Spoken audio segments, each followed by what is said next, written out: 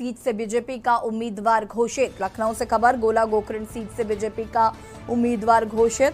BJP ने उपचुनाव में अमन गिरी को बनाया है उम्मीदवार। आपको बता दें कि उत्तर प्रदेश की गोला गोकर्ण सीट पर है उपचुनाव। बीजेपी विधायक अरविंद गिरी की मौत के बाद खाली हुई थी सीट। दिवंगत विधायक अरविंद गिरी के बेटे अमन गिरी, बीजेपी ने अमन गिरी को प्रत्याशी घोषित किया है। गोला गोकर्ण सीट से बीजेपी का उम्मीदवार घोषित कर दिया गया है। बीजेपी ने उपचुनाव में अमन गिरी को उम्मीदवार बनाया है।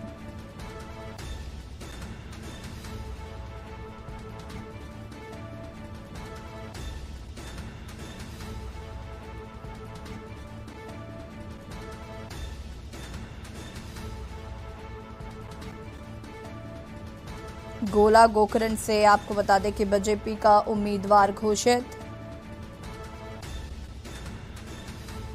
बीजेपी ने अमन गिरी को बनाया है उम्मीदवार।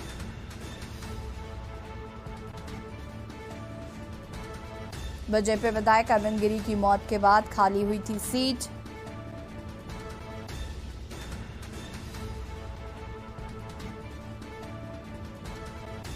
बीजेपी ने अमन गिरी को प्रत्याशी घोषित किया है।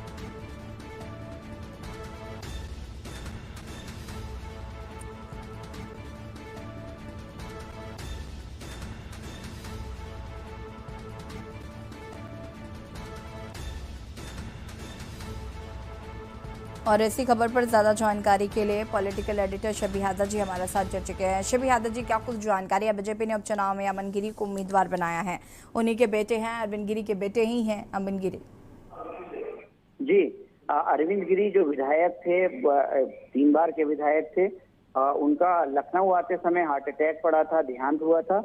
और लखीमपुर की विधानसभा सीट है गोला गोकर्ण नाथ, महत्वपूर्ण सीट है और उनके बेटे अमन गिरी हैं। भारतीय जनता पार्टी ने उनको अपना उम्मीदवार बनाया है। और निश्चित तौर पर अगर हम एक राजनीतिक परंपरा या उत्तर प्रदेश की हम राजनीतिक उसकी बात करें तो उपचुनाव में ज्यादातर अभी तक देखने को यही एकाध अगर कोई परसेप्शन छोड़ दिया जाए तो यही देखने को मिलता है, जो मौजूदा विधायक या अगर किसी मौजूदा नेता की मृत्यु होती है तो उसके परिजन से ही कोशिश की जाती है उसको टिकट मिले।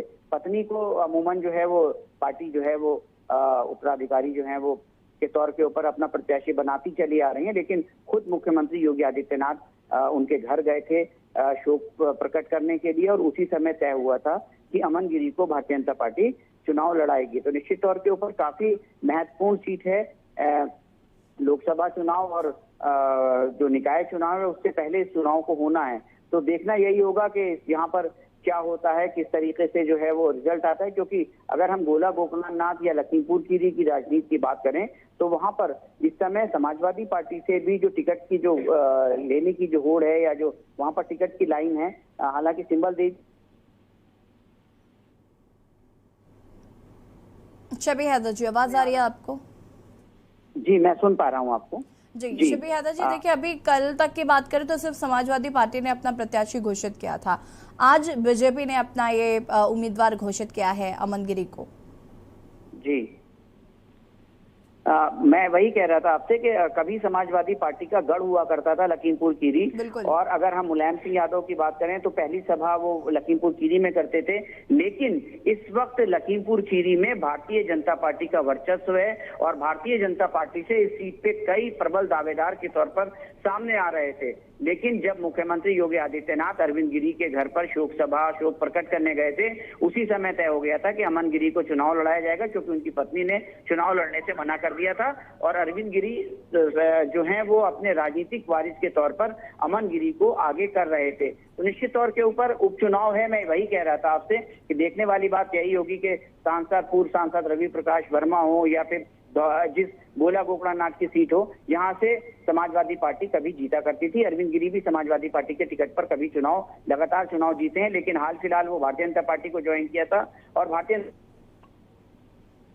बिल्कुल शबी यादव जी, बहुत बहुत शुक्रिया आपका तमाम जानकारी देने के लिए। और बता दें आपको कि गोला गोकर्ण सीट से बीजेपी का उम्मीदवार भी घोषित, अमन गिरी को बनाया गया है इस सीट से उम्मीदवार।